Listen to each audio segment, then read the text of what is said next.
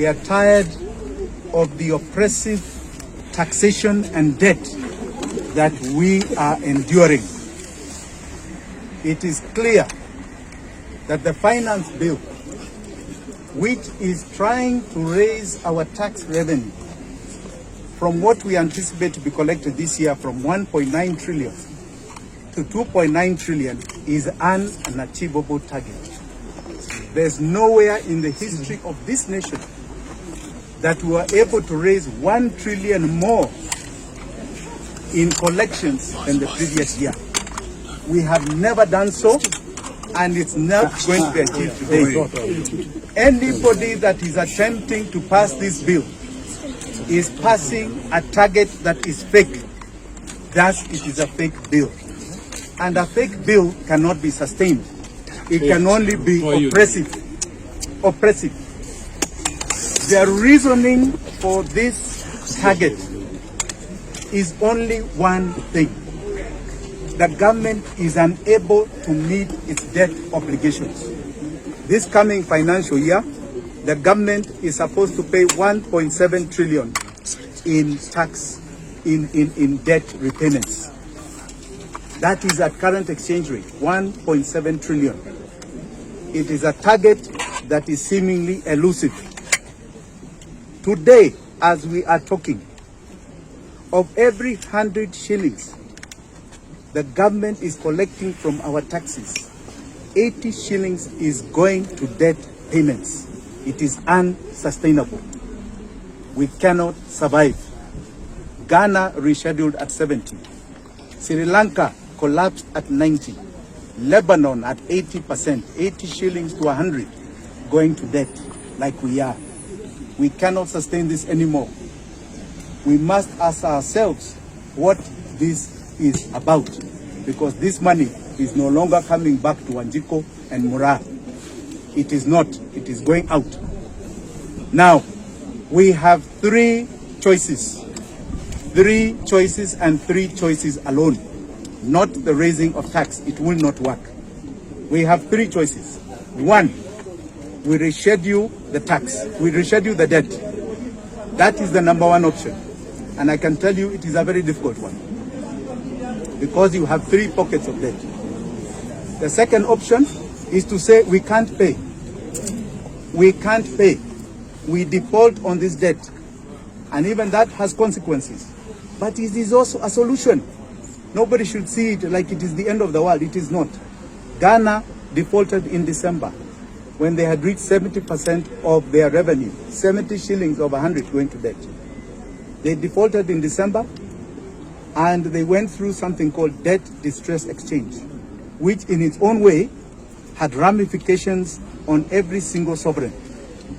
People had to take a haircut on their savings, on the money they had in their accounts, 30%. Banks had to change bonds to the extent of 30%. You cut off. Then you have the third option.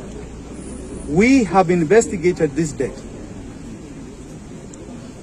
And over the last 10 years, debt has been taken in this country without our approval through Parliament.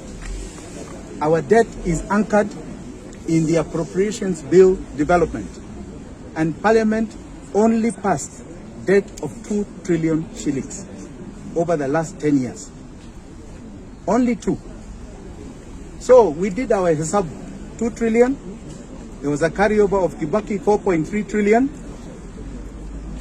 And then we looked at appropriations recurrent, which shows our debt payments. We have paid from our taxes 5.6 trillion in debt payments. So as far as the laws of Kenya are concerned, Kenyans are owed 1.3 trillion shillings. We owe nobody anything. We owe nobody anything according to our laws. And that is what we are saying is the option we should be taking, so that this pain is removed from us, and removed from us totally. This is where we are. Santeni sana.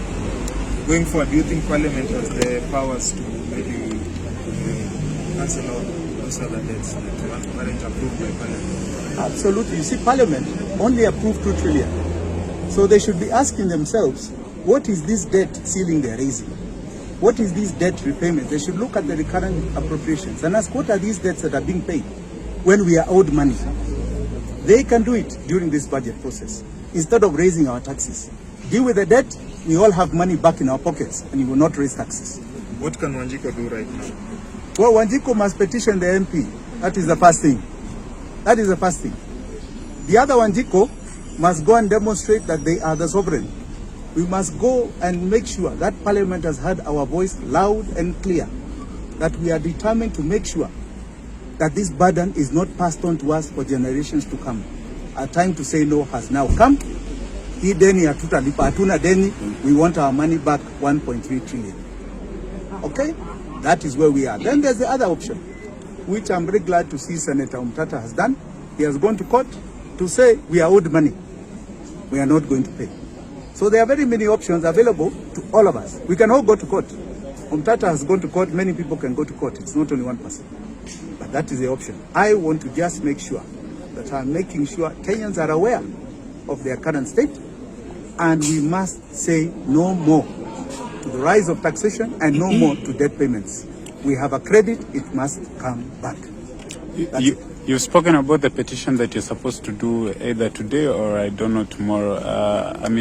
What are we expecting from the petition? The Parliament has put out a public participation notice in relation to the debt ceiling.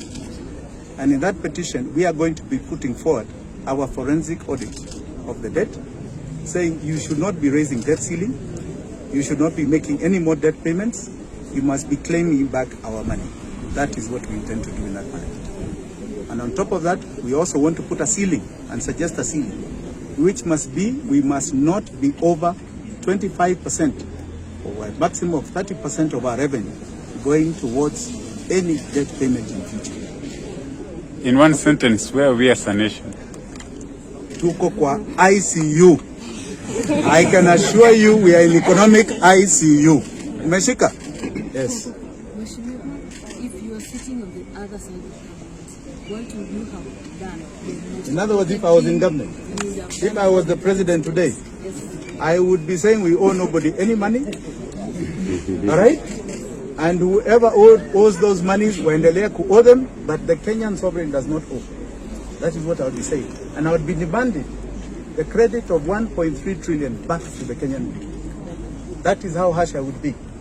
And there may be people who may shake us kidogo, but eventually the sovereign will win.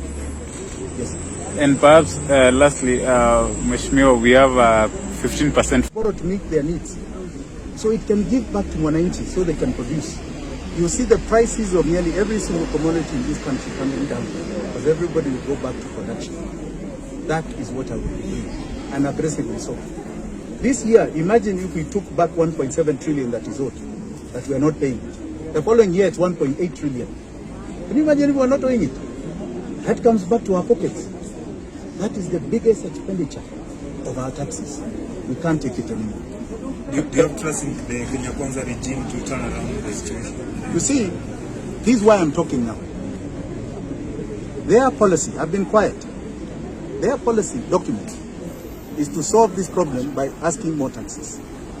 I think they are very wrong. They will not achieve it, even if they pass it. So I'm sorry. If this is their plan, pole sana. It will fail. And you know we are going to be right back where I'm saying. They will default on this debt, and the consequences to each and every one of us, because it will be a forced default, will be beyond your imagination. Okay? And Mheshimiwa, maybe lastly, because we've seen people try to demonstrate about the high cost of living and many other things, but the government doesn't want to see the demonstrations, even if I told you what the problem is. Yes. Yes. They cannot pay for that expenditure, and they are running out of answers to this solution. You know, there's no regime, let me be very clear, that sits back and says, I want to cause pain on people. They have a problem. And that problem, they are dealing with it, as far as I'm concerned, the wrong way, by bringing more pain to us. They must accept their problem, and they must deal with it head on. The problem is debt and debt payments. We must say no more. That's it. Anybody else? Somebody else, yeah. a scale of 10, can you rate the Ruto's government so far? You know, it is only 8 months. I just want to talk about the current economic state. And as far as the economy is concerned, it's unfortunate they don't have the answer. Okay? They don't have the answer. Unfortunately. Asanteni sana. Thank you.